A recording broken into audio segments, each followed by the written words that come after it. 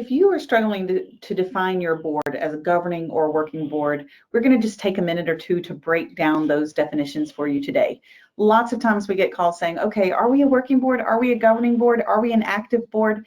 So let's just make this a simple, just defining moment for all of you out there who are wanting to get your new board members engaged and be able to tell them what to expect.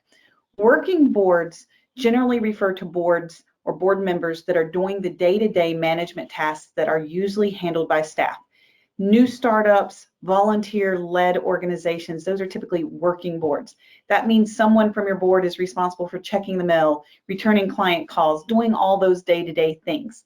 That does not mean that the board is not completing governance duty and providing oversight. It simply means that they are handling some of the day-to-day as well.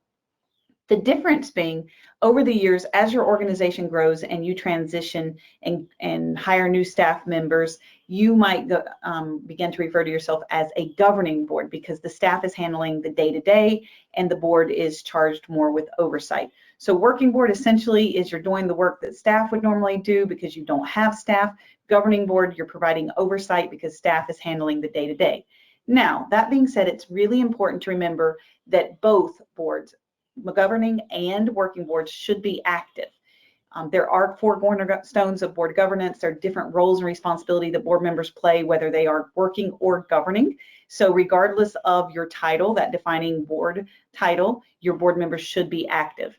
This might be important as you recruit new board members because if a board member is coming on and you are a working board, they need to know to expect to be handling some of the day-to-day stuff. They might be expected to roll up their sleeves a little bit more in addition to fundraising and planning and some of the other things that governing boards do as well.